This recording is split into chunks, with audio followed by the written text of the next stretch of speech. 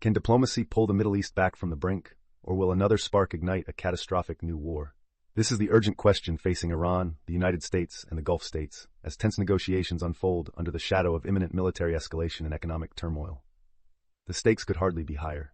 At the center of the crisis, the narrow Strait of Hormuz, a vital waterway now effectively closed by conflict, disrupting global energy supplies and regional stability. In recent weeks, the region has lurched from violence to uneasy calm. U.S. and Israeli airstrikes targeted Iranian sites for 6 weeks prior to the ceasefire, prompting Iranian retaliation. Drones launched from Iran targeted Gulf countries hosting U.S. military bases, including a major fire at the UAE's Seoul nuclear power plant, and drone incursions intercepted by Saudi Arabia. Even as a fragile ceasefire has paused most of the violence, the threat of renewed conflict hangs heavy. The United States, responding to attacks and regional appeals, prepared for a full large-scale military strike on Iran, only for President Trump to postpone the operation, citing requests from the leaders of Qatar, Saudi Arabia, and the UAE.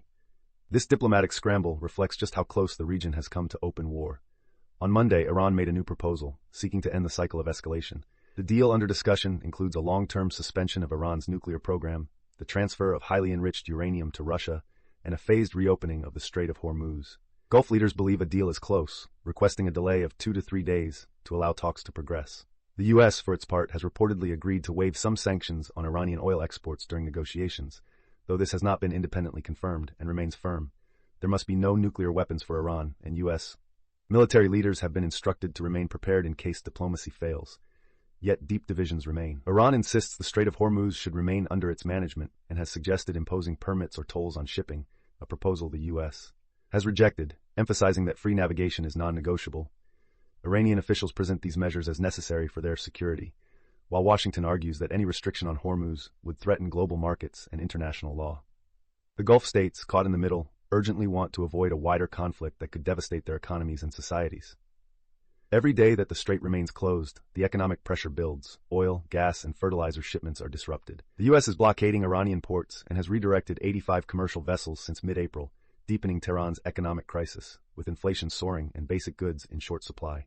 Oil prices, though volatile, remain high, having fallen by over $2 per barrel after Trump's announcement but ending Monday at $107.25 per barrel. The human cost is mounting as well, with at least 4,023 arrests reported in Iran from February 28 to May 9, and at least 3,636 fatalities, including 1,701 civilians, from U.S.-Israeli attacks and unrest. Inside Iran, the government faces both external threats and internal dissent, further complicating the path to compromise. All sides are operating under immense pressure. The U.S. and its allies worry about Iran's intentions and the risk of proliferation. Iran, battered by sanctions and strikes, seeks assurance of its sovereignty and economic relief. Negotiations are fluid, with shifting demands and persistent skepticism, especially as Turkish officials note that much of Iran's enriched uranium may now be buried under collapsed tunnels from recent U.S.-Israeli attacks, complicating technical compliance. With military forces on alert and the clock ticking, the entire region remains on edge. The fate of millions and the stability of global energy markets now depend on whether diplomacy can bridge deep divides and overcome decades of mistrust. As tensions simmer and negotiations teeter, the world watches, hoping that last-minute diplomacy can avert a devastating new war in the Middle East. The stories that define tomorrow are already unfolding today. Subscribe to Today in Context for clear, grounded analysis of the events shaping our world, one story at a time.